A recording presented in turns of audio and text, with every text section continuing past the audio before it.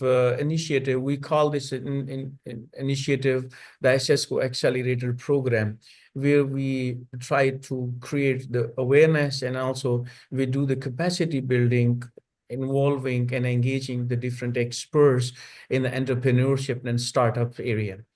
This initiative we have already implemented in 26 countries, including 9 African countries. Now, and the 4 countries in Sierra Leone, Cameroon, Gambia, and Uganda, these programs are under the process. So this initiative from this platform, I would like to have the collaboration, explores the opportunity in terms of the ENOL or the living labs. We can connect this this program with the ENOL or the living labs. Ladies and gentlemen, ISESCO is also keen to explore the partnership to expand such initiatives across the other African countries. We have 17 the African countries, the member for ISESCO. And I also had the IETI Institute for Africa, which can also support us in this endeavor. To further strengthen the Africa-European research collaboration, we propose to have the joint innovation hubs, like the entrepreneurship hubs or the accelerator programs, etc., to translate research into real-world solutions. And ISESCO is ready for this initiative and this kind of the discussions. We are also very much interested, and we are ready to have the research mobility and open science policies, fostering the seamless knowledge exchange. ISESCO, with the partners and also sister organization, the COMSTEC is a commission on science, ministerial commission on science and technology, which represents 57 countries around the planet. We are going to, some we have already initiated, and then going to initiate a very big scholarship program. We call it the 5,000 scholarship programs, which will involve like 11 the countries, the developing and the developed countries, the student exchange, the faculty exchange, and the research exchange programs. And then we would like to also collaborate in this endeavor with the Science Europe and Africa Science for Africa Foundation, and also European Union, with our full honesty. Ladies and gentlemen, as we've been given the very short time, and Declan, I don't want that Declan stops me and say that it is more than 2 minutes. I would say that we stand to work with all partners to drive transformative change in science, technology, and innovation for sustainable development. Let us use this opportunity to shape a bright future for Africa and beyond. And with this, I thank you all for the opportunity, for giving me the opportunity to speak at this platform. Thank you very much, Declan, again. Thank you, Dr. Sharif, and always delighted to listen to you. And I'm very pleased with the burgeoning relationship between AERAP and ISESCO, for many reasons, but I really enjoy and revel in the perspectives you bring in terms of the 57 ISESCO nations you represent, and I think that's hugely valuable in terms of our global perspective, the perspectives you bring from the ISESCO member nations in Africa, arguably some who have unique challenges. So this is extremely valuable. And again, apologies for the shortness of today, but remember, this is part of our process. And I think since our last meeting, we have developed our relationship extensively and look forward to doing so much, much more so in the future. So again, Dr. Sharif, thank you very much. And we hope to see you in Brussels soon.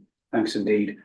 I would now like to invite Dr. Mario Cervantes from the Organization for Economic Cooperation and Development in Paris, who I believe is there. There he is. Mario, you're very welcome, and thank you for your availability. And again, delighted you will bring to this meeting additional global views. Thank you, Mario.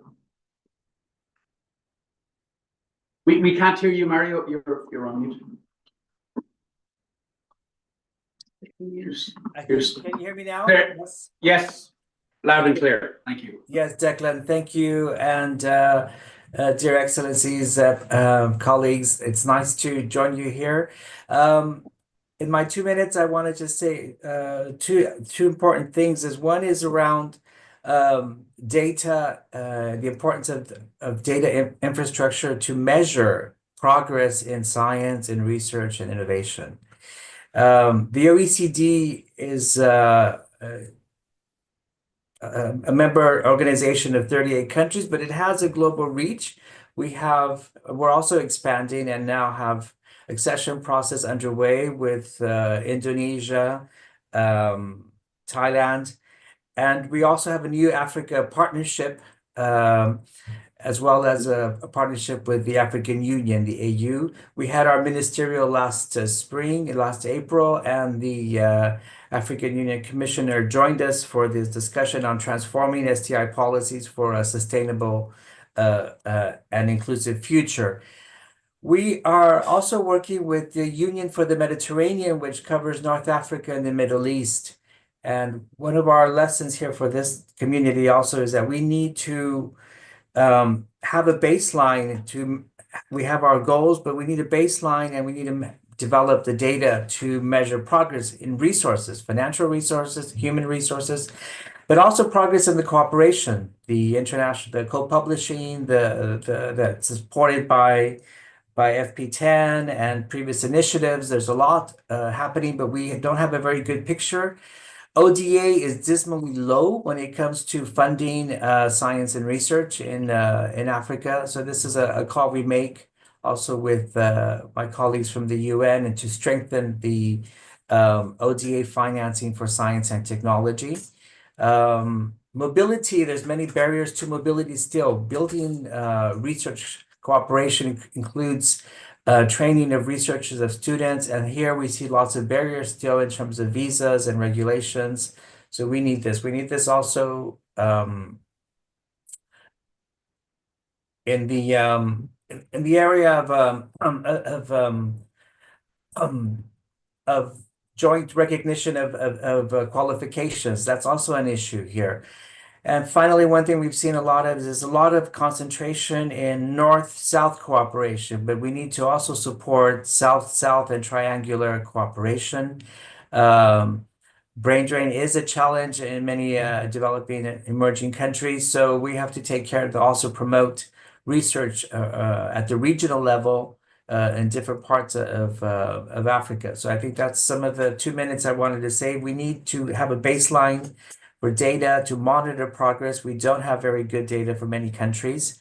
We can also think of alternative indicators. I know R&D, previous speakers mentioned about different forms of innovation, and we need, I think that's a reality we have to consider. There are things happening. There's a vibrant startup and dynamic ecosystems for startups around Africa and Kenya and other countries. These don't show up in the R&D indicators. So we also need to think differently about the data we're collecting to measure progress in science and innovation. Declan, thank you very much for the opportunity to address this audience, and we look ready to cooperate with all the partners at the table. Thanks. Thank you so much, Mario. Really, really very important perspectives. And again, one of the things I'm emphasizing is this is a process, and out of this meeting, we will be developing a so-called input paper looking at the issue. So please consider this process ongoing. Thank you indeed. I now would like to call on Professor Julie McCanny. Professor McCanny, do you hear me? Yes, I do indeed.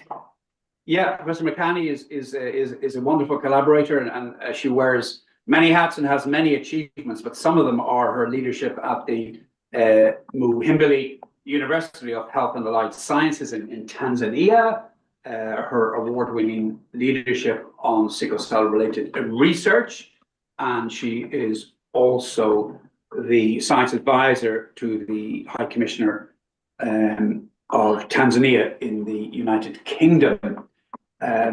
Julie, you're most welcome. Very much looking forward to your perspectives, and congratulations on your many achievements, and delighted to have you here today. Julie, the screen is yours.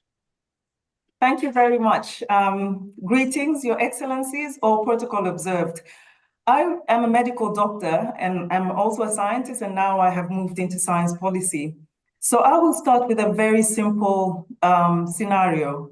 In the past 15 years, two of the greatest developments have been in health and science, have been the completion of the Human Genome Project and the cure of sickle cell disease, which has been known for many, many years. It's a genetic condition, cure of sickle cell disease using gene therapy.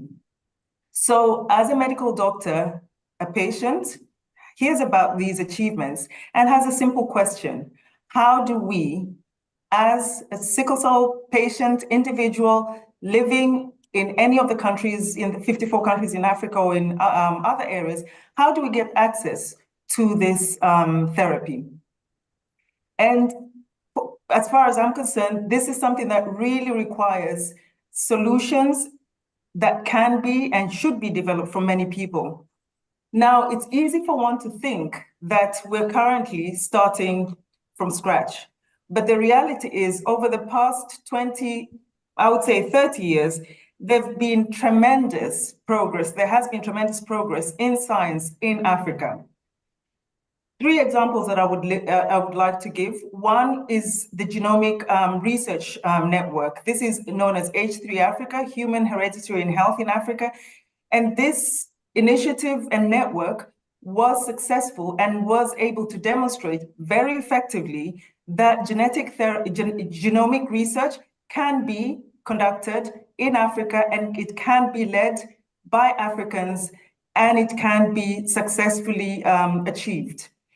Following that, the natural progression from establishing genomic research in countries in Africa is to make sure that we handle the data that is being generated, and we also make sure that we translate the knowledge that we have generated from research, from science, into an impact.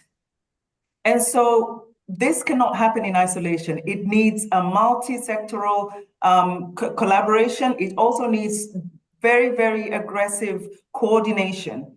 And one of the things that I feel that we should be extremely proud of in countries in Africa is really the investment that we have seen from governments in Africa in things like the African Centers of Excellence funded by the World Bank, but really carried and owned by member states.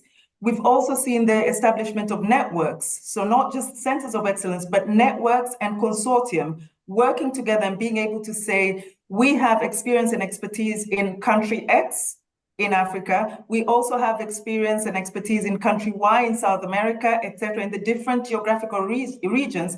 How are we going to come together to solve this problem, which is not a problem that is specific for one area, but it's a problem that would contribute to humanity in its entirety.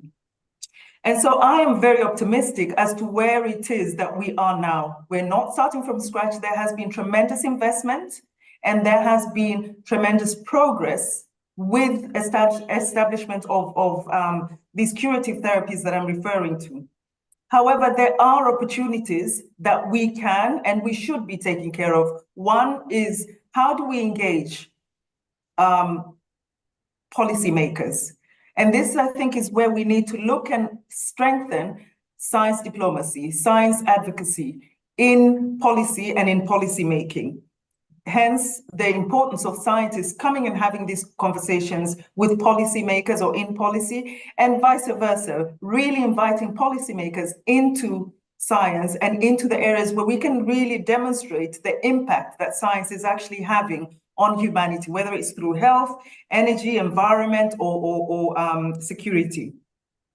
So I think the two calls to action, I would say, is one, appreciate, well, three, I would say. One, appreciate that there has been tremendous progress that has been led by countries in Africa, led by scientists in Africa in collaboration with partners all over the world. And I think this is really important because one of the things about science, as we all know, it's global.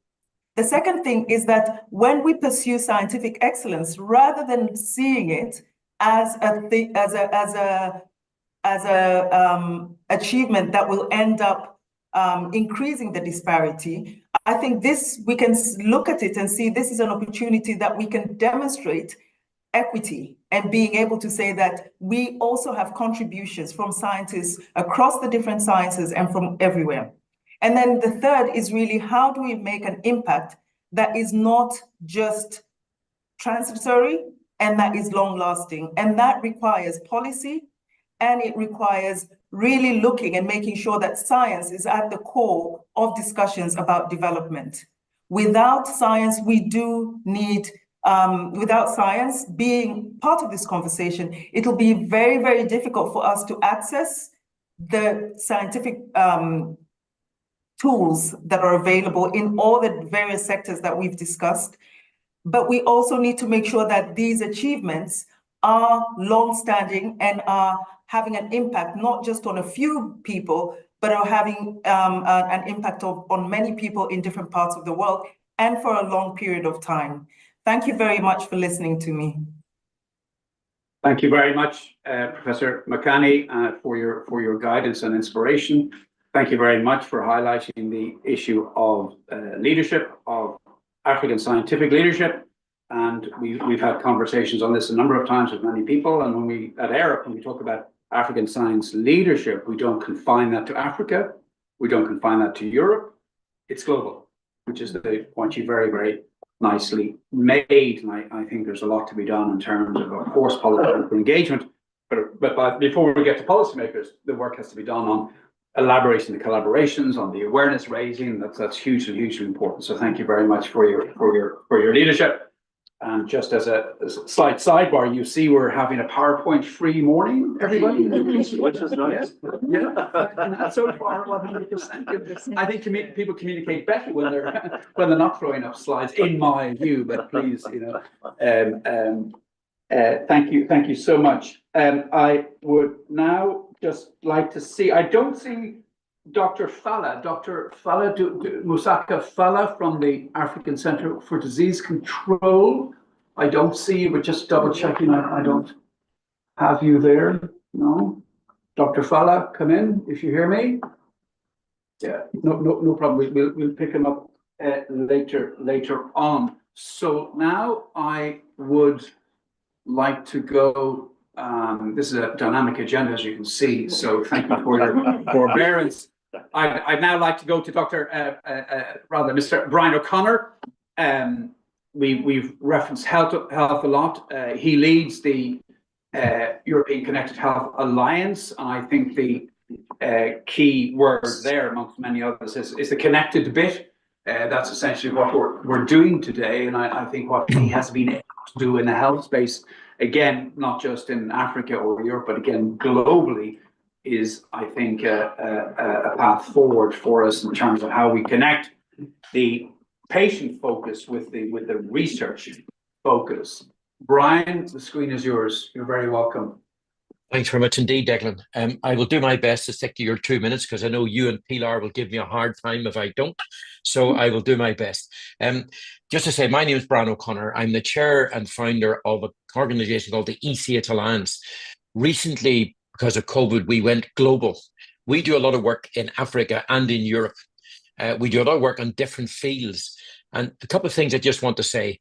One of the reasons I set this organization up 15 years ago was because I was frustrated then, still frustrated now, at the number of silos there are in the world, in our world.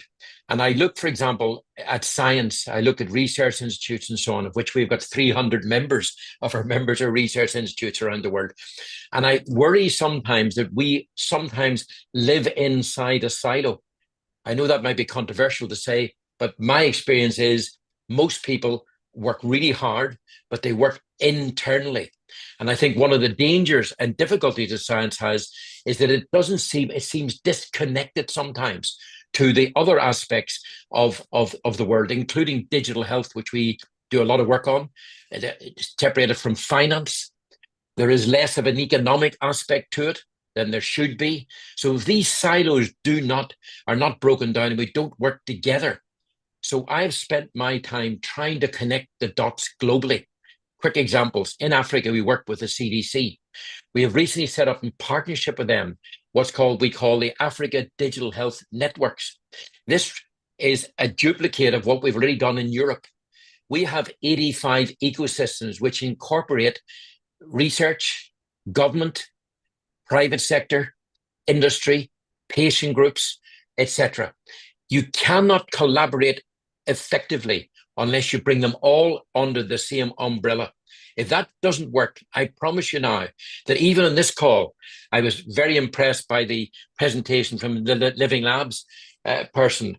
And yet there are other people on this call who are going, oh, I don't know a lot about the Living Labs. The reality is there's so much information that I worry that we miss dots. We miss the ability then to connect those dots. So we are taking our ecosystem network. We have 85 of these across the world now, some already in Africa. We intend to build the same network in Africa as we're doing in India, as we've done in the States, as we've already got in Europe, and connect all of those dots and plug them in together to make a vibrant network of implementers. Because it's great to talk. I worry we don't talk too much, including myself, of course. But my excuse is I'm Irish, so I'm expected to talk a lot. But what I would say to you is this: it's really essential that we connect the dots of all of the silos. The way to do that is to get to the ground level and connect our own dots in a transparent, honest way of working. One of the things that came up was this Horizon program, and I'm delighted that Europe is doing what it's doing. We already run today 15 live Horizon programs, started in Europe, but now includes people from different countries around the world, including Africa. Now the Horizon program is global. This is exactly the sort of instrument that will not just engender more research, but will engender the creation of patient care and citizen care at the ground floor level. We need to be careful, I would say, that we don't talk at too high a level. We have to do that as well. But it is absolutely essential that we remember the people who really need help, and that's every citizen in the world needs help. So I'm simply offering ourselves, as we're already doing anyway, to connect those dots globally. But we need all the dots connected. We cannot stay in a silo. So at that, I'll leave it at that, Declan. Thank you so much, Brian. And as I say to Brian, sometimes he brings the retail element to the health dialogue. By that I mean, of course, we're here focused primarily on research, but that research has to deliver impacts for patients, and the connectivity and the connection through the digital channels with those patients is hugely important. And again, as Brian had said, the global context is absolutely defining. I need to check, but there used to be a website called Silo Breaking. I'm not sure if it's there anymore, but that's an important aspect of all our conversations. Thank you, Brian. I'd now like to turn to Evelyn Gitau, the Chief Scientist at the Science for Africa Foundation in Kenya. Evelyn, do you hear me? Yes, good morning, good afternoon from wherever you are. Your Excellency and all distinguished guests, all protocols observed. I want to thank Declan and the team for inviting me to speak a little bit about our work here at the Science for Africa Foundation. It is really important for us to be contributing and discussing strategies that face and shape the future of science and development and foster inclusive collaboration between Africa and Europe. As Science for Africa Foundation, we are a science funder funding researchers and innovators and working with various funding partners across the globe. Our role is founded on supporting, strengthening, and promoting science in Africa. And we have a footprint of over 40 countries across the continent where we have funded directly in terms of innovators and innovations and scientists. We have funded well over 200 researchers currently. Why? For us, Africa's scientific and innovation potential is vast, but unlocking it requires strategic investments, collaborations, and policies that enable African researchers, policymakers, and industries to thrive. Of course, we cannot ignore where we are right now in terms of the global shift around science. The geopolitical shifts are raising several questions for us as a foundation. And importantly, I think they're creating opportunities in equal measure. The first one, of course, is as we're discussing the collaborations between the EU and Africa, is really thinking about the things that we constantly ask around equitable partnerships. Are we promoting equitable partnerships? Are we promoting structures that would allow for African researchers to actually contribute to their problems and priorities in a way that can also enhance the global initiatives that they work in? How do we strengthen Africa's research ecosystems? For us, the ecosystem, the environment the researchers work in is really important. And, you know, previous speakers have talked about how you enable labs, how you enable the researchers themselves to have visibility and voice. And this for us is really, really important. Lastly, we talk about and think about how we mobilize local R&D funding. This is, you know, particularly important right now as we think about the geopolitical shifts. The local R&D funding may not necessarily be recognized, but it does exist. I think what we need to do is really highlight and promote and really show exactly what is happening with some of the local R&D funding that exists in different countries on the continent. We also would have to think about how we position R&D as a cross-cutting enabler for development. Declan started by talking about science for development and making sure that there is alignment for both sides. I think that is a really, really important point. And as we're talking about the science, we need to think about how African governments start really thinking about that as an enabler to governments. So our call to action as Science for Africa is really the areas around co-investing in R&D. Joint funding mechanisms have worked very well for us as a foundation. We have brought in partners that have allowed us to fund and support huge consortia across the continent, you know, where we are currently, you know, funding maybe to the tune of about 180 million. And this has been done in the last 3 years. And this has always been in partnership and has enabled us to deliver. A point that has been raised by several people this morning is around strengthening science diplomacy. I think working with the EU will allow us to create joint frameworks to help us speak in one voice. We are all passionate. I think this morning you can tell the passion that is there about science, and we need to streamline these scattered conversations and many, many more that are happening across the continent to ensure that we actually speak with one voice and bring together a collective stand that will allow for people to feel the impact that can happen if we come as a collective voice. We need to enhance knowledge exchange. There's been talk about data, bridging the knowledge gap between the key players, you know, the development and the science. If we bridge that gap effectively, we'll start seeing the change in how actually development is being influenced by science.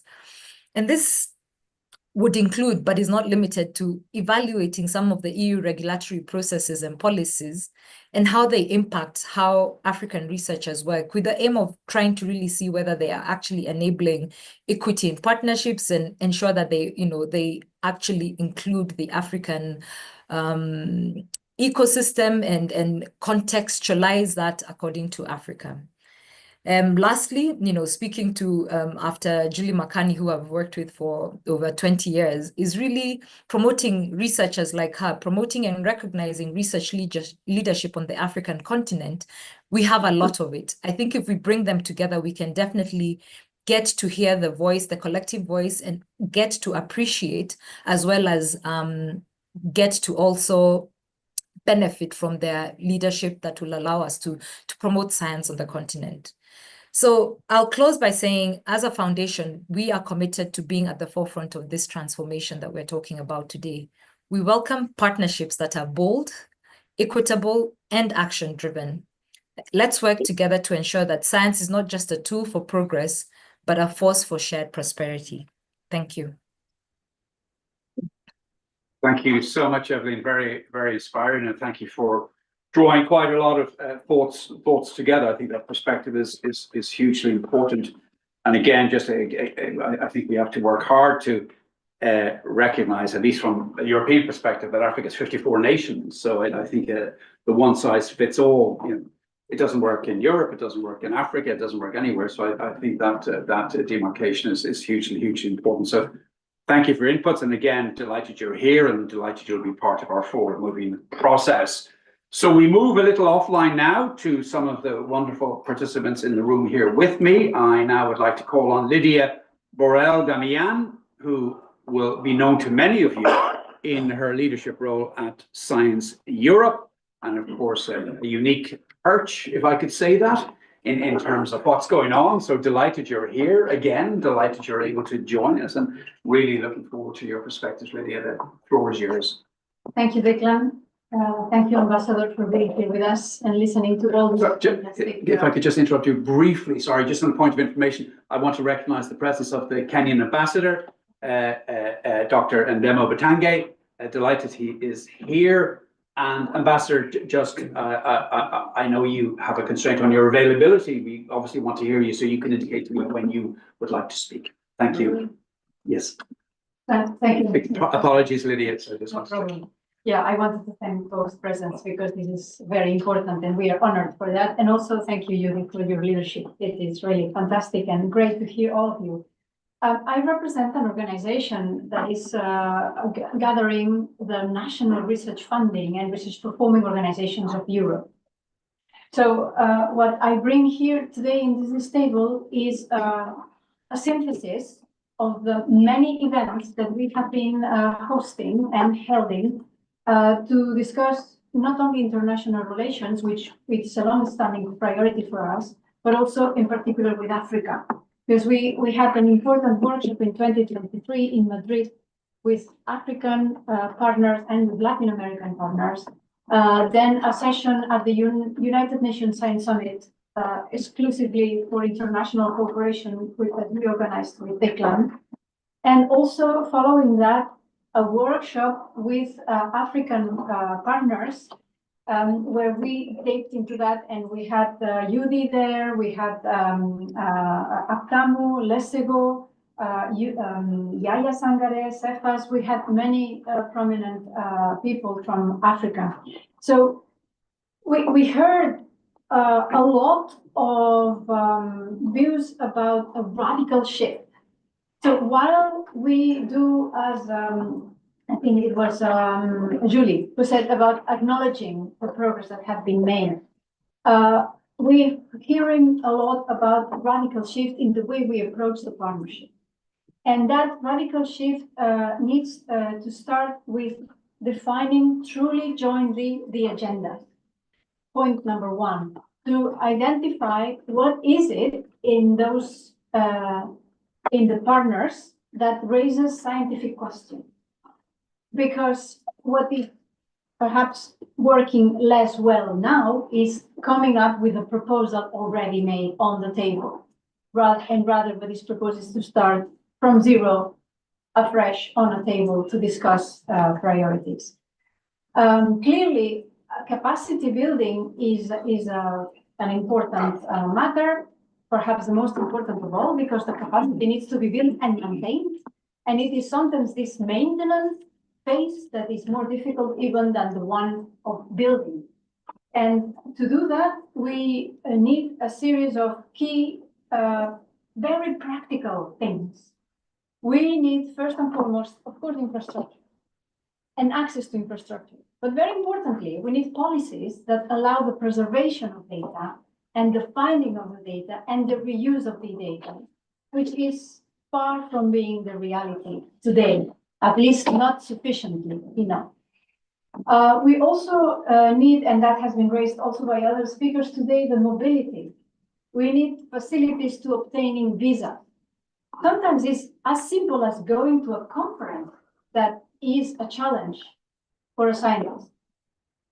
So that is a barrier that putting together a few ministers should be able to kind of find ways to preserve security, but at the same time to facilitate this and being more kind of permissive, if I may say, in the good sense of the word, to allow mobility of researchers, at least to attend conferences, but at least that.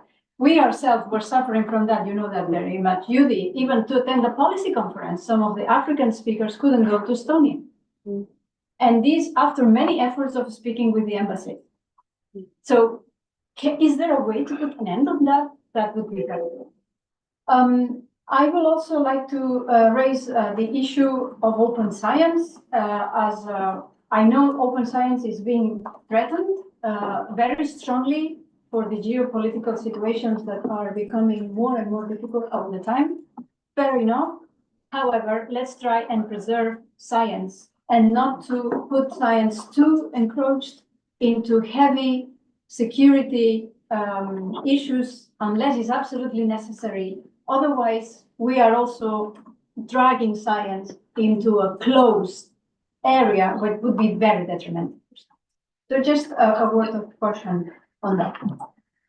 We have heard a lot as well about developing the conduct of equitable partnerships. And that is perhaps something that several stakeholders together we could try and get ongoing to offer guidelines, suggestions, etc., for different researchers or research organizations, especially to follow. All this is to say that overall, there are many ways in which reciprocity elements can be embedded in the policy. And sometimes they don't need to be big things, but small practical things. And that would be my main contribution into this table. Let's do what is possible today, not the impossible, that will be tomorrow. But I think that there are very good, nice things that can be done in the coming weeks, months, that are relatively easy to implement. And that would kick off and get the ball rolling for this practical shift that I mentioned at the beginning. Thank you for your attention.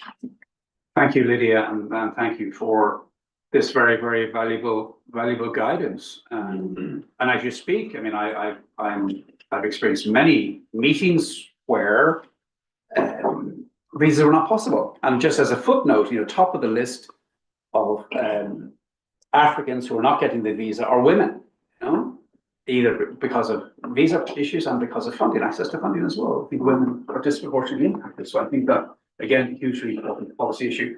But thank you for raising that. And I think, what can we do? The here and now, I think, is the challenge. And thank you for your leadership on reciprocity. And I think reciprocity in terms of public policy is relatively new. Yeah, it requires people to dialogue and discuss. And I think we're hopefully contributing to that here. But your leadership at the United Nations on this, I think, has had and will continue to have wide impacts. And we want to really have that informing these discussions. I think it's a hugely important principle, very close to equity and cooperation and inclusion. I think we need to see how that works. And again, as you speak, and you have alluded to data and regulation. And again, as I mentioned before, the European Union, in its wisdom, of course, for very good reasons, promotes the implementation of various regulations, but they all come with extraterritorial application. You see, I mean, they apply everywhere, and I think that's great, that's wonderful, but maybe not so much if you realize that the rest of the world haven't been included in the design of those regulations. Now, I know it's complex stuff, but I think without an inclusive approach to these regulations, that they're always going to be, by definition, exclusive. Didi, thank you so much.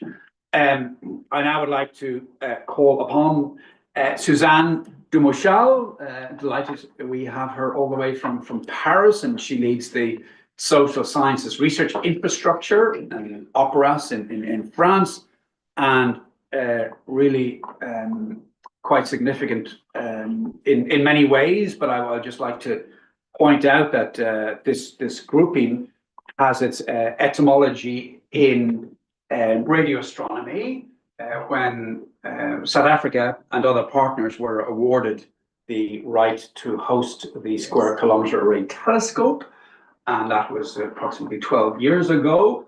But the SKA was and still is on the European Union's research infrastructure roadmap. So the linkage there, I think, is important to bear in mind. And the issue of capacity building in the guise of research infrastructures, I think is hugely important. As AERAP, we did a brief survey of all the European Union research infrastructures approximately 2 years ago. I asked them 3 questions. I said, do you have an African partner? 100% said no. I said, do you want an African partner? 98% said yes. And I said, do you feel an African partner will contribute positively to the outcomes of your research? And 100% of those, 98% said yes. And correct me if I'm wrong, but I still think it's, let me check here, in 2025, we still don't have any African partners. So just as a slight footnote, while I correct me, Vincenzo, I do believe that the European Union, through the European Commission, is promoting a global role, could I call it that, for European Union research infrastructures, which obviously I absolutely support and I think is wonderful. But we need to translate that political aspiration and into African partners at the S3 tables. Yeah, Suzanne, you're very welcome. Delighted you're here. Thank you, Declan. Thank you. I'm very glad to be there. So thank you. Thanks a lot for the invitation. So first, things have changed at OPRAS. So because we do have now African partners. So I'm very glad to say that. So at OPRAS, we are, and I will explain a bit more later, we are a European research infrastructure then, and we are dedicated to open scholarly communication in social science and humanities. That means we provide services to researchers and scientific publishers to support dissemination of scientific knowledge, very simply. And we are actually since a couple of years now willing to support and foster Africa and Europe scientific collaboration. First of all, because we are built on strong value, and amongst them we have multilingualism, which is one of our key aspects, key focus at OPRAS, because we consider that promoting multilingualism is also a way to support multiculturalism. And we have developed several platforms and tools to support this first aspect. I won't develop the kind of services because it is not the key, the role here, but at least I think if we can have a key message, maybe in the FP10 program, promoting more multilingualism tools and policies would be good, because this is something that is missing right now. Secondly, we are engaged in building sustainable partnership with African colleagues through our common objective to support the Diamond Open Access model of publishing scientific knowledge. There are several models in the way we want to publish scientific knowledge, and one of them, the Diamond one, is a way to solve 2 key issues. The first one, which is related to the fact that we have to pay a very heavy APCs to share publicly the knowledge and the scientific research. And the second one, which is related to the quality of digital scientific content.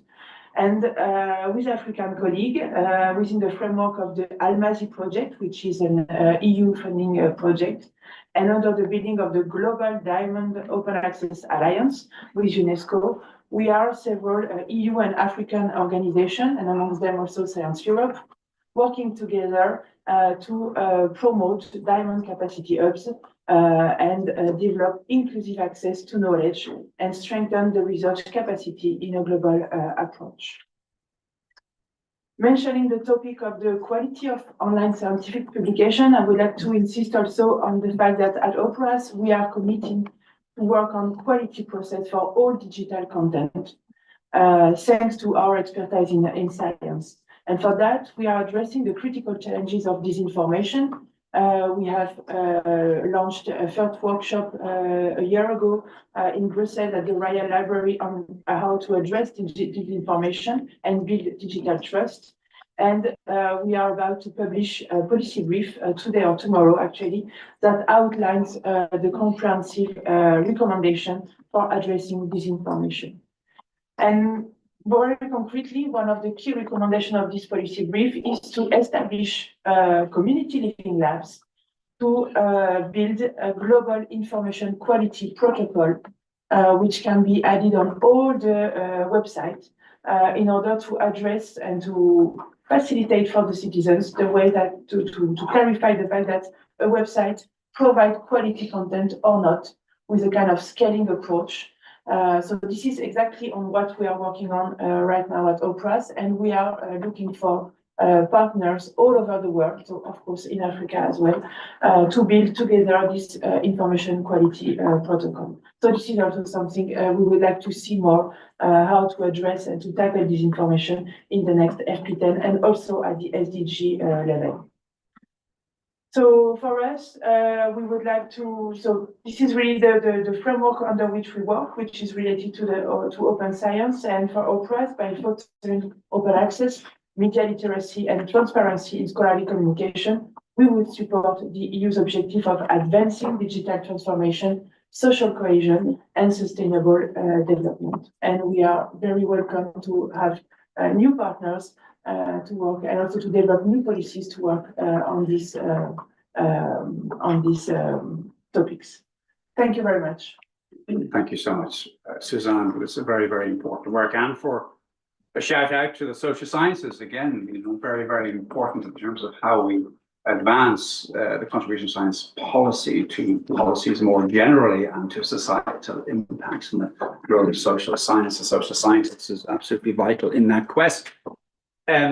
I am just going to look at Ambassador Batangue. Could I ask you to address us now? Would that be convenient for you? It was very comfortable. Thank you. Forgive me. Thank you, and I'm sorry that I came late. I think my sister knows sometimes when you go to your calendar, there are 20 appointments, and then you try to divide them. But thank you for the invitation to come here. Whether I'm not doing diplomacy, I do academic from University of Nairobi, and I do partner with many European universities in several areas, especially in the emerging tech and health technology. And what I see sometimes is not good in the sense that big tech is snatching what we do as researchers and using it heavily without our knowledge. For example, healthcare, they're literally taking away data without many countries and knowing that they're taking away healthcare. Right now, the paper we're doing is the fast migration of data format, which we, although I am an open data activist for research, but not the way big tech is doing it. And that could change the way we are doing research. But I'm very happy to hear that several of the issues we are discussing here are the ones that bother most of us most, especially whenever we travel to Europe for research. One time I would go to Italy, and then 2 weeks I go to Spain. And the Italian members, from Italy, they decided to give me a single entry. I said, no, 2 weeks, I'm going to Spain. That's a Schengen visa. And they refused. They said, no, because we look at immigrants, all of us, whether you are a PhD or a you're an immigrant coming to Europe. I think we need to change that mindset because some of us want to collaborate with our police and go back. But if as another section of population looks at you as someone either not trying to cut through the Mediterranean but want to use the plane, it is a wrong way to do, and it doesn't encourage more people to do collaborations because of the. I think we need to do greater sensitization. I'm happy to know several of the projects that I was involved earlier. SKA, I was a policymaker then. We are the people who did the negotiations and stuff. that it's coming, we're getting more people into this field, and that we're including social sciences. Because people think science is mostly those who innovate things we don't understand. And it's good to know that we're doing collaborations in that space. I'm not complaining, but I'm saying we need to be more respectful of one another. Not just the researchers, but also those who support us. And I say confidently because in Kenya, you need 20 minutes to get access to come to Kenya. You don't need a visa. So we need to encourage our government to facilitate ways in which we can work for the betterment of the world. And academics respect one another. We do a lot of work, but we need to do something beyond just academics and making the environment more conducive to doing research.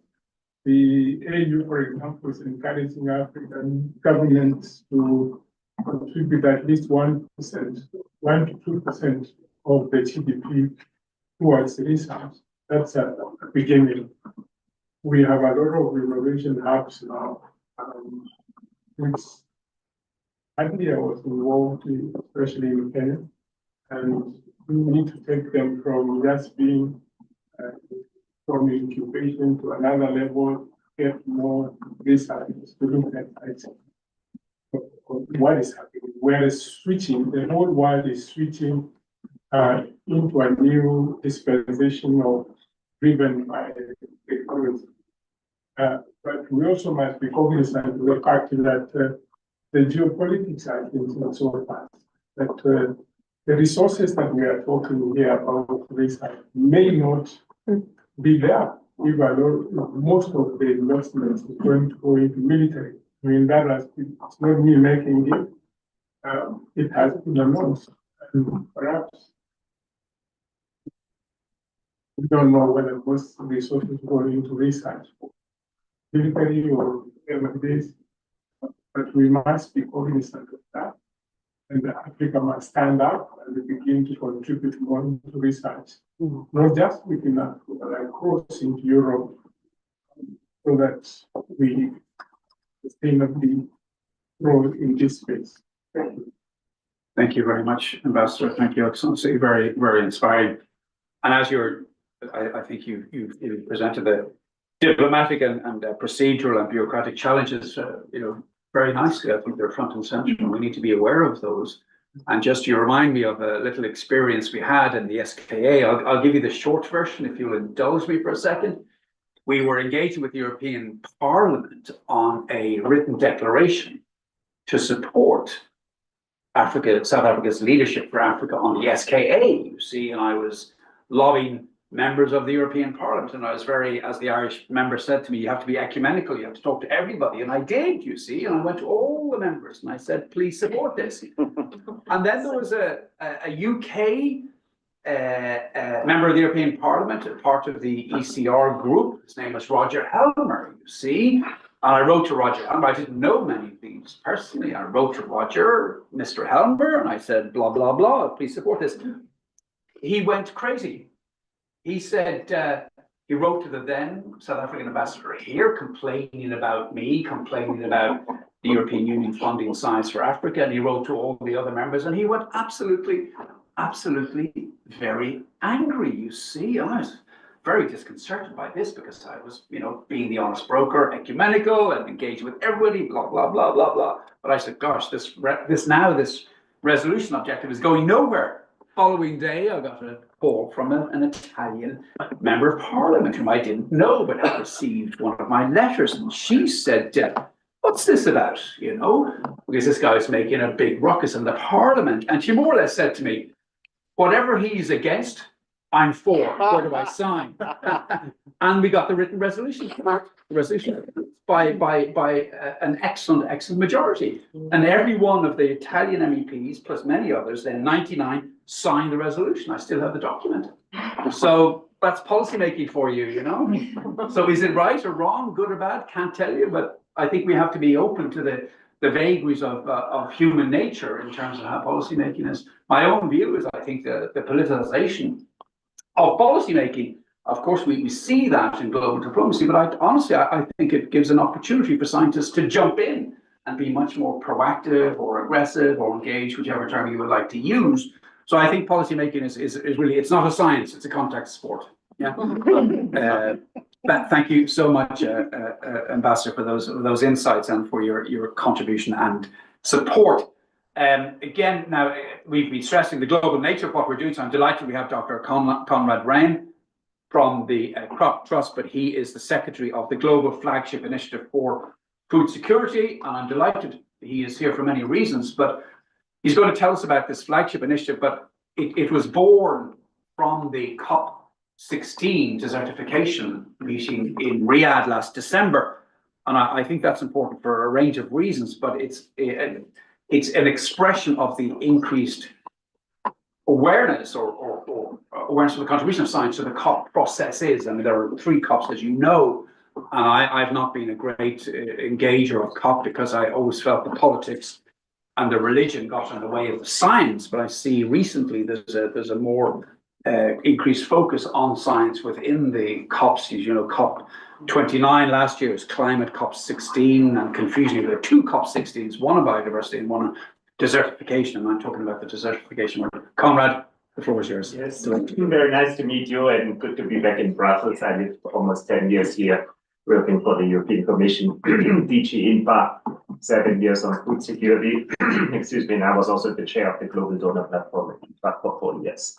After that, I worked 1.5 years for the University of Chicago, the Innovation Commission for Climate Change, Food Security and Agriculture, which is a 2-year commission chaired by Nobel laureate Professor Michael Kramer. And this global flagship initiative for food security is the outcome of this 2-year innovation commission.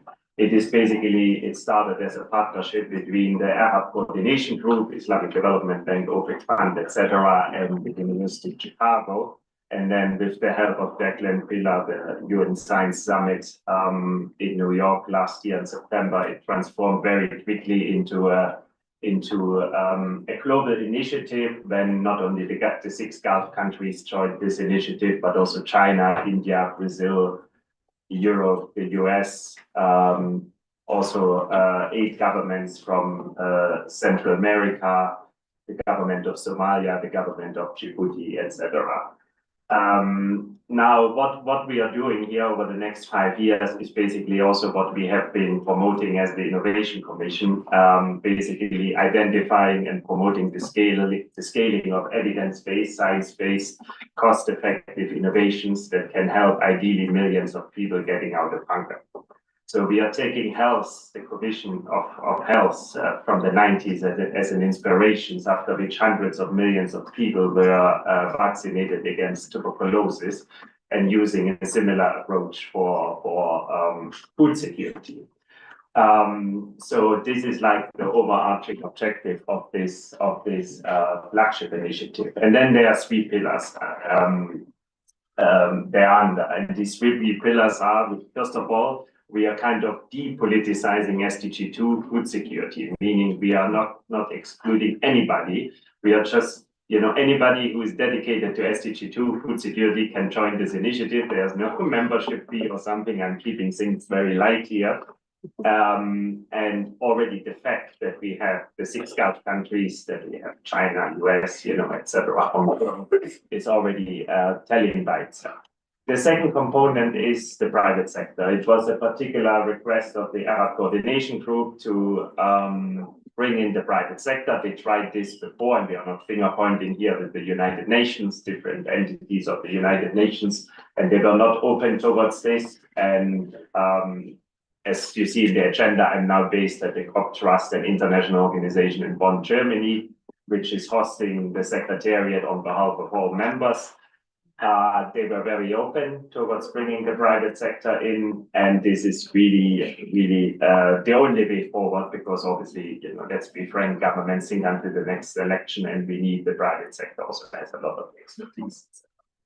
And the third component is it's about impact. So it's not just blah, blah, but in December, when we launched the flagship initiative in Riyadh, Kingdom of Saudi Arabia, December 5th, Agri-Food Systems Day of the Desertification COP, we not only announced the initiative, but we already launched the initiative. We already announced the funding for the first 2 projects, which are training for rainwater harvesting in Niger, in digital agriculture in Ethiopia, providing better forecasting services for up to 7 million farmers. And this information, this can also be used to, for other information such as, when to plant, how to plant, which fertilizers to use, etc. And last year, by the way, in July, we launched a similar initiative in India for 10 million farmers, and this will be scaled now for up to 1.4 billion people in Southeast Asia with the help of the Gates Foundation and the Asian Development Bank and the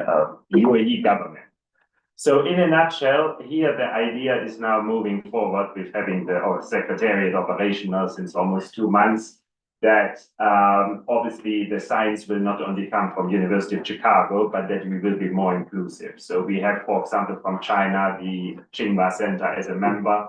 We have from a research institute from Norway, and I'm very keen, obviously, to bring also African research in.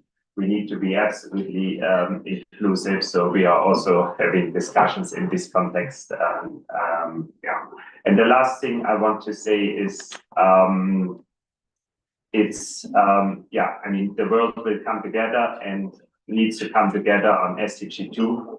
And we know the big money, I'm sorry, but we all know that these days is not in Europe anymore. It's not on the other side of the Atlantic anymore, not with traditional donors.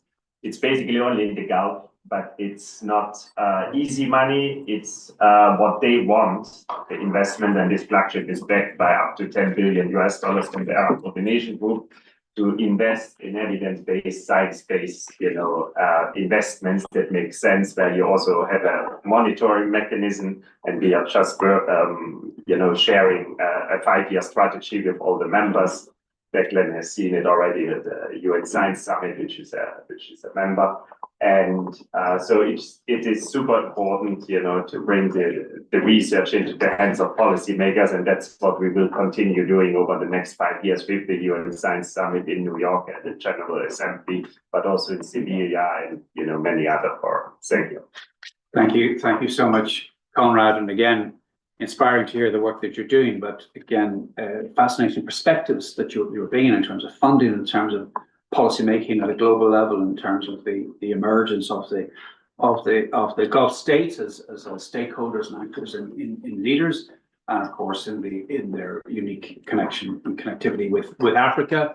You mentioned the countries of the Sahel, about which we hear not nearly enough when you realize the number of people deprived in the region, and the high numbers of many millions. The last figure I heard was 38 million people suffering starvation. So again, it helps us, as we've heard already in these conversations, is to see how people's lives can be if not immensely improved, at least deprivation can be addressed. So thank you for your leadership there, Conrad. Thanks indeed. Just on a practical note, Yudi, I'm failing to get Dr. Fala Mosaka from the. Yeah. So I don't see him there, yeah. But when he comes, you can tell us. Thank you very, very much. I now would like to welcome Dr. Wei Liu from the United Nations Technology Facilitation Mechanism. Dr. Wei, do you hear me? Yes, I can hear you. Bright and early, but I mean, it's not as early as it normally is, because there's only a 5-hour difference between here and New York until we change our clocks. So you're slightly ahead of us. So I don't feel as guilty as getting you out of bed at 7 a.m. But delighted you're here. And of course, I think it's very clear that we have a global perspective at AERAP. And of course, you've been partner to a number of our discussions previously. But I'm delighted you're here for many reasons. But I would like to highlight your role personally and as the United Nations Technology Facilitation Mechanism, which for those of you who don't know is a bit of the UN Department of Science and Department of Economic and Social Affairs in the Secretary General that deals with science for the SDGs. And it has a number of functions, but clearly hugely important in terms of the implementation of the SDGs, or my current favorite topic, the post-SDG agenda. I think they're all connected via the United Nations Summit of the Future Conference, which took place last year, and we're now looking forward to the dialogue surrounding the so-called Pact for the Future, in terms of, as the name might suggest, what the road ahead looks like. And I, again, being a globalist, very keen to promote discussions which bring interaction between the European Union and the United Nations and many other global stakeholders. Wei, you're very welcome. Thank you for joining us so early. The screen is yours. Thank you, Mr. Chair, Declan. Excellencies, distinguished delegates, ladies and gentlemen. I'm already with you last hour, and I was really inspired by many of you. I want to congratulate champions and heroes in your own area to enhance African and Europe scientific collaboration. Thank you so much, Declan, for your nice introduction. I just want to share a couple of messages from my side from the UN global perspective. And I want to also remind colleagues, when you do your own work, just also to see if you can also utilize the UN's convening power and also bring all these stakeholders together. So today I'd like to focus my brief intervention on two key areas. One is on an overview of our own ongoing work on science, technology, innovation roadmaps. And second is on STI Forum as the platform to amplify today's discussion like this at a global level. Just want to highlight these two things. I have prepared a longer version, but I don't want to stand in the way between you and lunch. So the first one on the STI roadmaps, basically the UN STI for SDG roadmap initiative is co-led by UN DESA, my department, UNESCO, and the European Commission's Joint Research Center, supported countries in integrating STI into their national development strategies. Over 15 countries have developed or are in the process of developing STI roadmaps. These roadmaps has helped countries identify national STI priorities, enhancing investment in research and development, and promote cross-sectoral collaboration. The global pilot program has demonstrated the power of STI as an enabler of economic growth and sustainability. So building on these efforts, the UN has initiated a global guidebook for the development of and implementation of STI for SDG roadmaps for the 6 transitions. And this guidebook is scheduled to launch later this year. And second area I like to focus on is to talk about this STI forum this year. And this is essentially a platform to amplify this Africa and Europe STI collaboration. This is annual forum, and this year will be the 10th anniversary of a multi-stakeholder forum on STI for SDGs. And it will be taking place on 7th to 8th May in 2025 this year at the UN headquarters in New York. The theme of the forum is advancing sustainable, inclusive, and evidence-based science technology solutions for the 2030 agenda. And the forum will focus on SDG 3 this year, and on health, SDG 5, gender equality, SDG 8, economic growth, 14, oceans, and then, as always, 17 partnerships. This presents a critical opportunity for African-Europe partnership to showcase, for example, the best practices in SDI collaborations, innovative funding models for SDI capacity building, and in scalable solutions for the climate resilience and digital transformation and inclusive economic development. I strongly encourage all stakeholders here today to actively engage in the SDI forum to ensure Africa's priority and perspective shape the global SDI discussions and policy directions. In conclusion, Africa and Europe has a unique opportunity to strengthen SDI cooperation, ensure that science, technology, innovation serve as engines for sustainable development. The UN remains committed to support these efforts through SDI roadmaps, capacity building initiatives, multi-stakeholder platform like SDI Forum. I look forward to continued collaboration and thank you for your time. I welcome your insight and discussions on how we can further strengthen the African-Europe SDI partnership for the SDGs. Thank you. Thank you, Wei, so much. And again, thank you for this shared vision. Hugely important to bring these perspectives together. You mentioned the Financing for Development Summit in Seville, and of course, AERAP will be there for all the reasons that we know. So that'll be an opportunity to foster the dialogue. And from recollection, South Africa was co-chair of the STI Forum in 2023, I believe.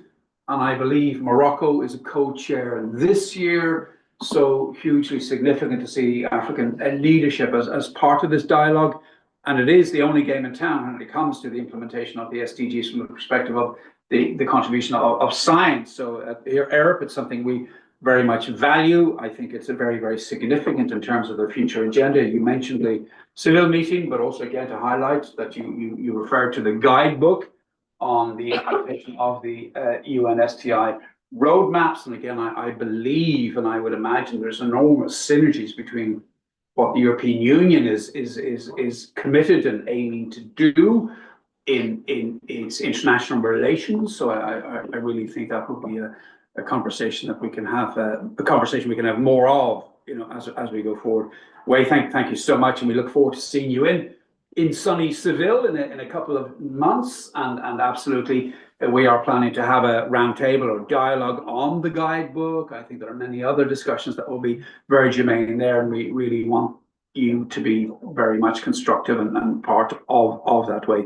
Thanks again for being available here. This is your, you know, not umpteenth, but you've been joining us regularly, and we look forward to that. And we value, and I've already had a number of messages while you were speaking for to share your contact details. So again, that's why we're doing this, is to build these connections. Way, thank you so much.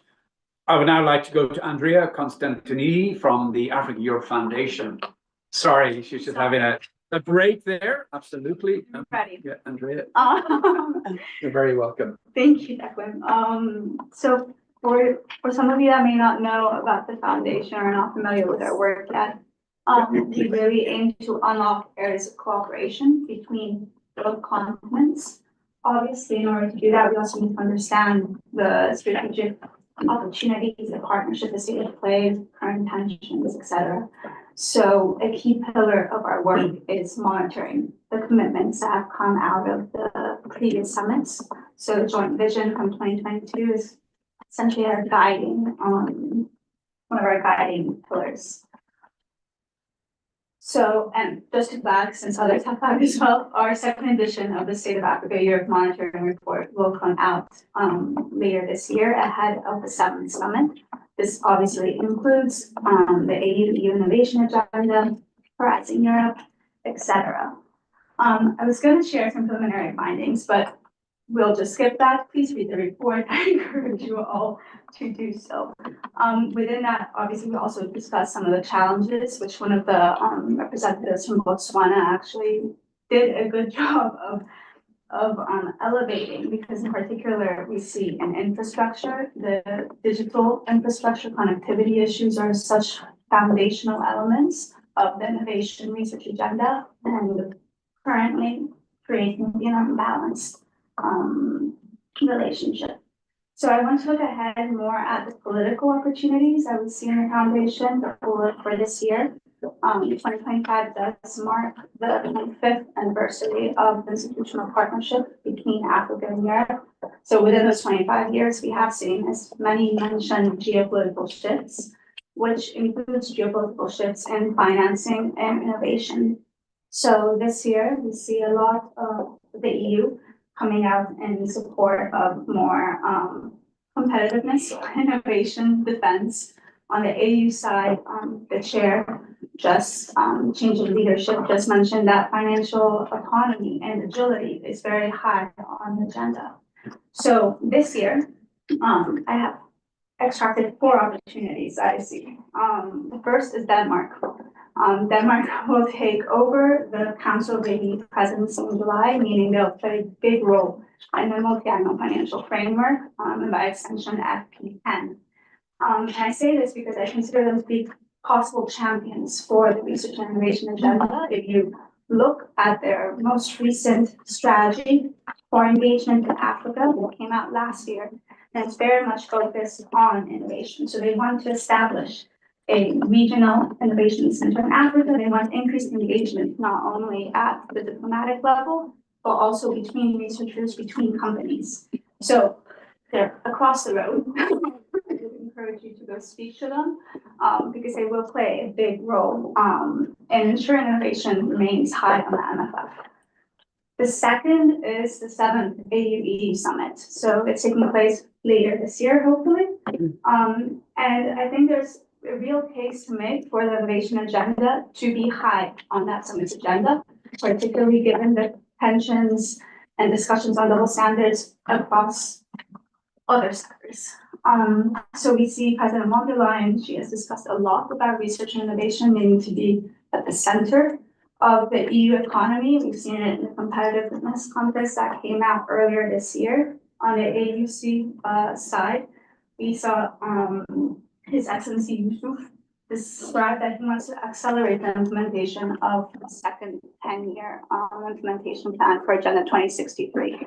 Within the implementation plan, there's a strategic objective 6.1, which plays positively for us because it discusses the need for Africa to contribute at least 10% of the global scientific research output and at least 50% of the research output to translate into innovation and production. So these are very complementary agendas that should be elevated at the summit and also the ministerial that's taking place now in May. The third point or opportunity is, as Declan and others have mentioned, FFP4. Beyond the MFF, there's so many opportunities that we see for innovative finance mechanisms to be elevated. And as others have mentioned, ODA, it's not a thing of the past, but we do see the UK change from development to defense. We see the same thing with Belgium. We saw the same thing or similar with Netherlands. So there is an opportunity or a need there to really discuss what other sources are there, domestic resource mobilization, illicit financial flows, pension funds. There's a need to deep dive a bit more there. And also in other conversations, I've heard more and more the importance of dual use innovation. I know there's some complexities here to maybe unpack, but particularly when you're trying to crowd in financing and make the case for return on investment is something that you consider. And the last one is more on South Africa G20 legacy. The next entering the continuity essentially of the agenda, particularly given the US will take over next. And more so than other, I would say, other points on the South African agenda, which is very robust in terms of cost of capital, in terms of just transitions. Maybe the area that the US and others are receptive to or be keen to continue is the AI, the digital economy that South Africa is very much pushing their task forces and their working groups. So this innovation element should maybe bridge the current relationship. And so I will leave it there. But thank you so much. Thank you very much, Andrea. Very, very insightful. And again, looking forward to the report. Make sure we're, Yeah, I mean, we welcome also any, we're doing consultations currently, and we really want to highlight any initiatives that are impactful and replicable. So please do. We can share a note with the group following. Thanks indeed. I promised I'd have you out of here at 12:30, so we've got 14 minutes. So here we go. 2 minutes. Lisa Corsten, President of the African Academy of Sciences, a hugely significant leader in the space, needless to say. Lisa, do you hear me? Yes, I do. Can you hear me? Yes, loud and good. clear. You're very welcome. Thank you very much. Thank you very much. And I just want to say it's fantastic listening to you. I'm really excited. I'm specifically excited about this chapter between the African scientists and the European Union and all the initiatives that's currently happening. So to all the EU delegates there, the ambassadors from both Kenya and South Africa, the participants online, I have already been contacting some of them. It's really a privilege to be here and to be allowed to just share with you what we are doing at the African Academy of Science, and to you, Declan, specifically for enabling us. So I think it's very important that I just reflect a little bit on the African Academy of Science and our role in the African-Europe Science Collaboration Platform, FP10, and that we as a Pan-African organization is really committed to advancing science excellence. And I think that's the key message for all of you. This is a critical opportunity also for us to strengthen this partnership. And we have been driving several initiatives between the EU and the African continent, and focusing very specifically on digital transformation, energy, climate change, health, and attaining the Sustainable Development Goals. We also obviously are part of the African Union. We have agreements with UNESCO, UNCTAD, NEPAD, and work closely together with several other academies. And we heard earlier on the importance of speaking with a united voice from the African continent. And in fact, I'm sitting in the beautiful Stellenbosch today, and we are having a discussion, a whole series of discussions around science, technology, and innovation, and uniting the African voice. So we have Tandi here from NRF, she sends her regards, and several other prominent scientists. I just want to quickly reflect on the African scientific leadership and how we contextualize it within the FP10, and particularly the need for African researchers and institutions to be part of this agenda setting process. We have seen the successful European Union funding framework, and I personally have been involved with the FP7, the Horizon Europe initiative with the Erasmus+. In fact, I have a major Horizon project at the moment, Food Safety for Africa. And I've just seen the benefit. We have become work package leads, and I have seen the growth in scientists in this continent. So we are looking at the co-creation of research priorities, and specifically linking these bodies, such as the AAS, and there's several other bodies within the continent, that we can co-develop these thematic priorities. And this will ensure relevance for the African continent, specifically in terms of climate resilient agriculture, infectious disease management. That's extremely important for us, of course, particularly within the free trade zones. So biosecurity, surveillance, etc. is important. And then, of course, renewable energy access. Capacity building, essential for us, not only in terms of human capacity, but also technical assistance. And then, of course, infrastructure development, training, mobility grants, not only for early career scientists, but also initiatives to bring back our science, our diaspora, and to also focus on a brain circulation to retain our emeritus professors, or to link the European emeritus professors back into our continent to help grow. So it's about recognition of expertise. And we see the strengthening of this partnership very specifically in terms of three areas that I want to highlight. Equitable collaboration models, and these go beyond the donor-recipient dynamics. To foster this mutual benefit, we want to really leverage African intellectual capacity alongside the European resources. And I think this is important. We have the opportunity to act now, more so now than ever before. I also want to talk about joint innovation hubs. These are African Europe innovation hubs focusing on these key sectors, as mentioned before, and co-funded by the African and European stakeholders. So we're really looking at co-funding models, and therefore we have really unlocked the African continental initiatives. I want to mention the ARUA, which is the African Research University Alliance. We have one of those initiatives for sustainable food systems, and we believe this is the way forward to link the African universities first and foremost, and then you link them into the European Union. Private sector engagement, this is extremely important for us, particularly for technology transfer and commercialization for their research outcomes. And then, of course, aligning with the EU development priorities, I want to just mention health and resilience. And this is for us important in terms of climate-related health risks. We are talking about AI and health platforms, open data sources, open science platforms, so that we can link the African scientists. Climate and energy transitions. This is also very important for us in terms of the Green Deal. And we are very grateful for the EU South African funding initiatives.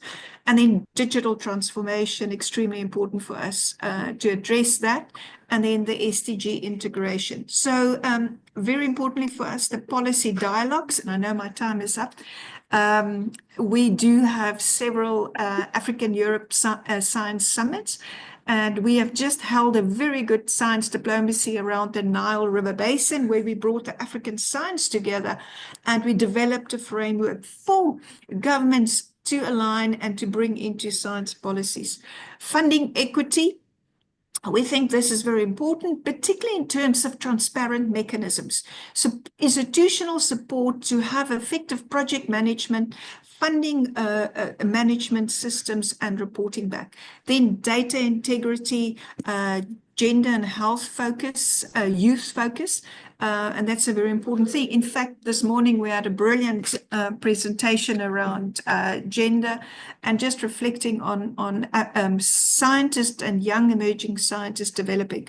So to conclude, the African Academy of Sciences stand for partnerships with AERAP, the African European Commission, and all other stakeholders in shaping this F10 and to develop transformative frameworks for the African-European science collaboration.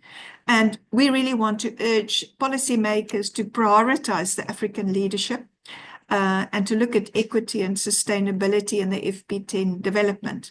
And we can assure that from the continent's point of view, we will collaborate, integrate, and unite the different efforts. And that is a priority for us.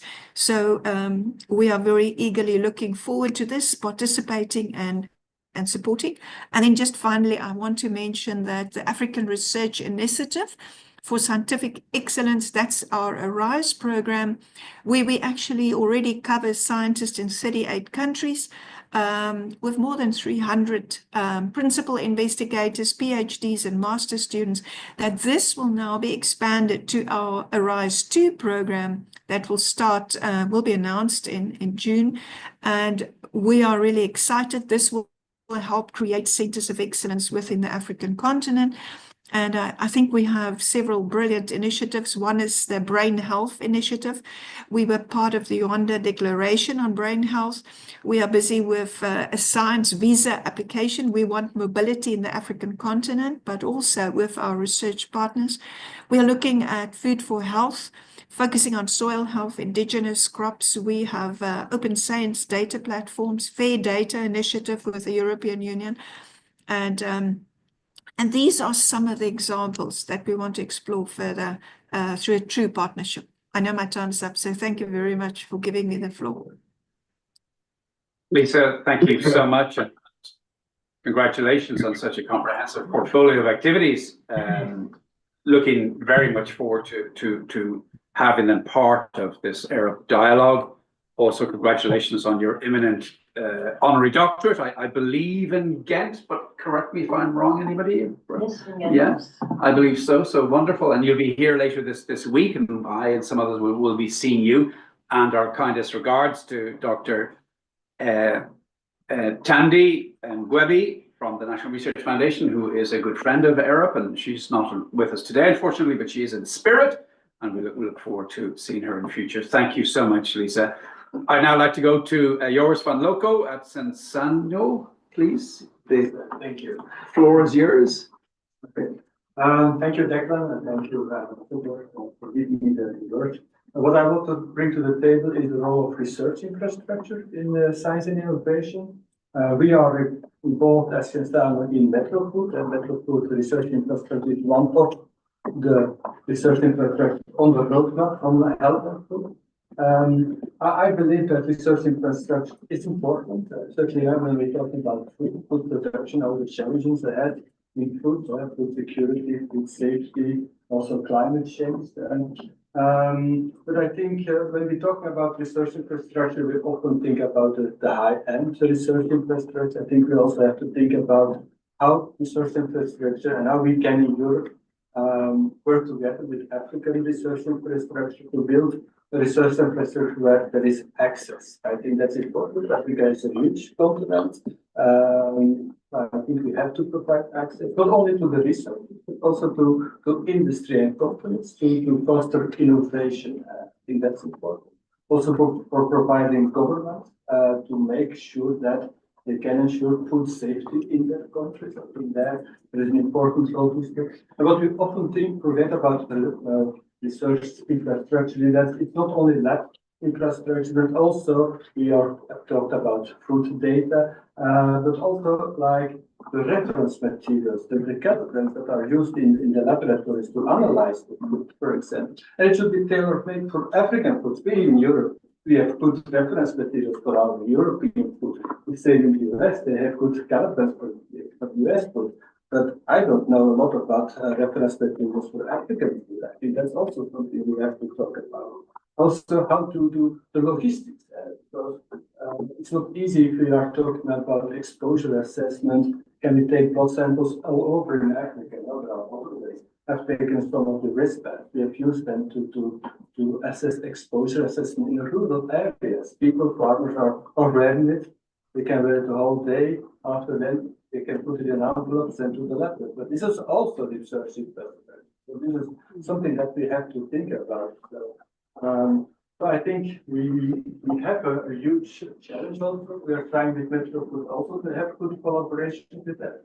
It's not so easy. Sustainability of collaborations is often also when we're talking about science, we're also taking funding is also something struggling. And so, yeah, it's a little bit what I want to bring on the table, the role and the importance of research infrastructure in health and food and also our expertise and how we struggle a little bit with building up our research infrastructure on a global level. Thank you. Thank you, Joris. Thank you. Very, very helpful. Thank you indeed. I'd now like to go to Jamie Saris, our resident anthropologist.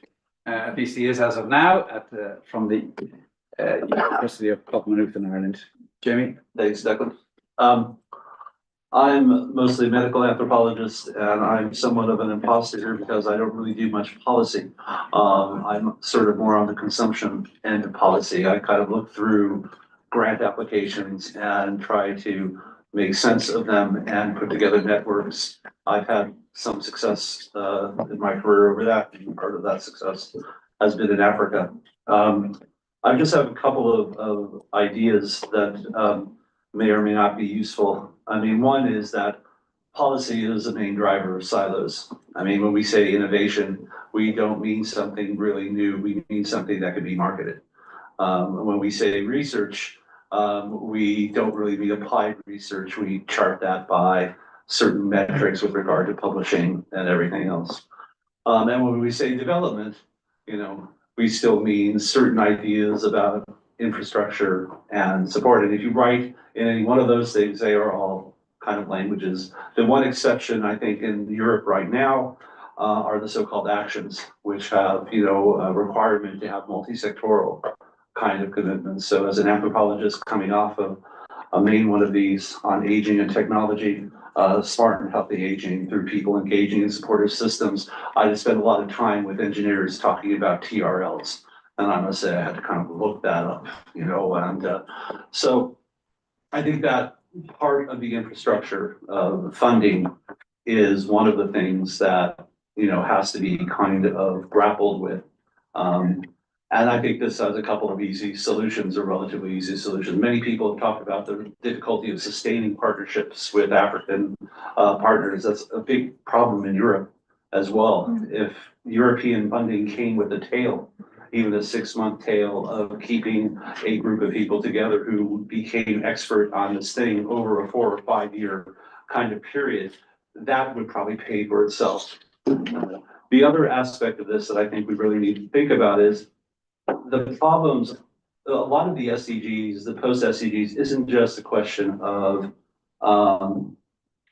they don't necessarily create silos, but they all kind of connect to one another. So where you draw the lines is kind of difficult, but they imagine a certain kind of idea of development out there that just doesn't match the current situation. I mean, many people have talked about the existing scientific African infrastructure, but fewer have talked about that most of the global challenges are actually shared north and south right now. In healthcare, the burden of chronic disease. My own interests coming from this project of aging in Africa is working on aging in, aging in Europe is working on aging in Africa. And right now, you know, although you can have a country with a median age in the late teens or 20s, with the expectation that in 25 years, the number of people over 60 will triple. It took France over a century for their population of older people to double. Okay, that's and you know, that's not on anybody's kind of development horizon right now, but it's going to have huge kind of implications in terms of everything from infrastructure to where old people are, as opposed to where much of the economic activity is going. I think right now there's a vague kind of gesturing to digital solutions and a whole set of ideas that actually we have quite a bit of experience of this in the global north. And it's not perfect. I mean, I don't think we're ever going to make care, not healthcare, care that, you know, phenomenologically intimate relationship of helping another human being profitable. Okay, even though it's infrastructural to being human. And so it's some of those issues I think have to leak into the policy documents in order that when some stiff like me gets to the point of trying to interpret them, that they can kind of do research that is a little more useful for many of the ideas around here. Thank you very much. Thank you so much, Jeremy. I think important perspectives, and I think certainly in terms of your population development, and I think the point you've made about global challenges being global, I think is something we need to, again, be much more sensitive to. Thank you. Our final speaker is Aletha. Aletha, do you hear me? Yes, Declan, can you hear me? Yes, loud and clear. You're very welcome. I'm delighted Aletha is with us here because she is our connection with astronomy, many forms of astronomy, but I did mention the link with the SKA. You're very welcome, Aletha. The owl is yours. Thanks so much, Declan, and good afternoon, Your Excellencies, colleagues.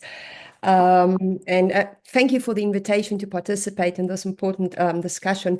So yes, I'm from the Astronomy Directorate at the Department of Science, Technology and Innovation. And today I want to talk about a specific project, that we've been investing significant time in from the department side, but one that spans across Africa and also has significant global importance. So when we have discussions on research and innovation, especially from South African side, we often speak about science that captures the imagination. Big telescopes, space missions, mega projects like the SKA, which we know is the world's most sensitive telescope being built in Africa.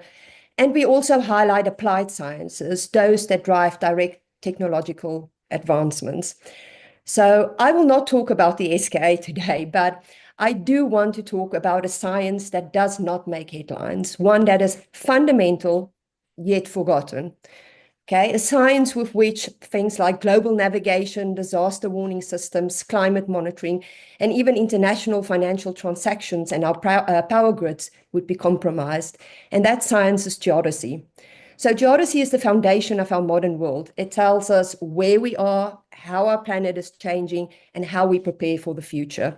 It allows satellites to guide us, predicts rising sea levels, tracks earthquakes, keep global infrastructure in sync, and it also defines land and maritime borders and supports global security as well. But more than that, I think geodesy is that science that can and must influence policy. It provides the data that underpins decisions on climate action, urban development, disaster response, and economic planning. And if we want evidence-based policies, we must invest in the science that enables them. So geodesy is not owned by one country or one continent. It's a global infrastructure that requires precise equipment in every country and is internationally coordinated for it to function. Without Africa, the world's geodetic network is incomplete. Africa is not only strategically located, but it's also a vast continent. And without a complete network, global positioning weakens, climate models would lose accuracy, and disaster response is compromised.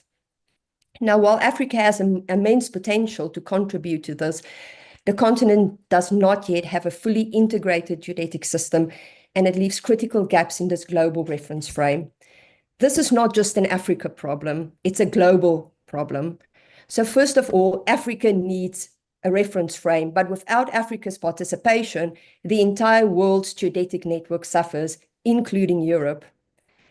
Now, South Africa has been a key player in global geodesy, and it's also now leading efforts to build a GEGOS Africa, which is a geodetic initiative that will strengthen Africa's geodesy supply chain. But this cannot be done alone, and without global collaboration, geodesy will ultimately fail. This also aligns with the principles of the UN General Assembly resolution on a global geodetic reference frame for sustainable development, which again highlights the critical need for international cooperation in geodesy. We cannot keep on overlooking the science. Geodesy must be included in FP10 and other frameworks, not just as an enabler, but a strategic investment in global stability, sustainability, security. We often say Africa needs science, but today I would like to remind you that the world needs Africa. If we invest in geodesy, we invest in the resilience of the entire planet. Let me stop there. Thank you so much. Thank you so much, Aletha. And thank you for highlighting the UN resolution on geodetic infrastructure, because I think for me, it's a fascinating example of how something quite obscure in terms of global science has made it to the top of the UN agenda for very, very good reasons. So thank you, Aletha. I think that brings us to the close of our agenda. I'd now like to turn to Yudi. Yudi? Yes. Thank you very much to the distinguished guests here around on the table, Ambassador Pasa, Ambassador Bitange from Kenya. I'd like to also thank the online participants, our very dear panelists that also gave very good interventions to this session. As we hosted today's session, and Ambassador has indicated that we build on a very strong foundation from the cooperation between the EU and Africa at large. South Africa is one of the most spearheading countries in the continent in terms of our foreign policy, prioritizes and puts Africa first. And with that said, and the deliberations that have taken place today, there's been a number of effective strategies that we've discussed for enhancing the Africa-Europe research partnership, which recognizes the vital contribution to fostering innovation and achieving sustainable development goals for both the continents. With much that has been deliberated on today, I think what's important is how we take the engagements and the deliberations forward. Declan, in a number of discussions, has mentioned that we are looking towards the UN Financing for Development conference that's going to take place in Seville this year. A very unique platform because it takes place once in 6 to 8 years, sometimes 12 years, and it's going to be the 4th one.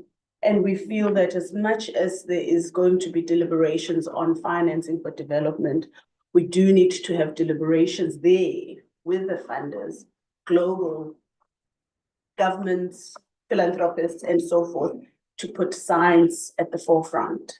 And science specifically right now, due to the current geopolitics, plays a vital role. And I think Africa and Europe needs to hold hands together to ensure that we enable and we push the agenda of science in that space. We've heard also Mr. Way, who talked a lot about the UN Science Technology Innovation Forum that's taking place in May, and strongly encouraging participation on that platform to shape the deliberations as well towards the Science for Development conference. And most importantly, the Science Summit that the Declan hosts in New York. I think that's another further engagement that we want to have these deliberations to go forward into that Science Summit and have participation of everyone. Importantly, I want to thank you all for coming in and to make these deliberations. I want to thank the ambassadors, and I also want to thank specifically Declan and Pilar for assisting in processing the AERAP platform, which has really evolved a lot and has become a very constructive platform for the two continents to engage in. And without further ado, allow me, through my ambassador, to invite you for lunch and to engage further in the networking discussions of what we've deliberated on today. And I thank you all for coming through. Thank you.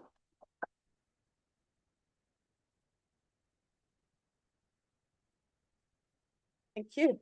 I think we are concluding. You're free to go. Yes, Yes. and I must That's starting. thank the TSI communications team. They've actually streamlined our session today on YouTube as well. Thank you. Good idea. Thank you. Thank you.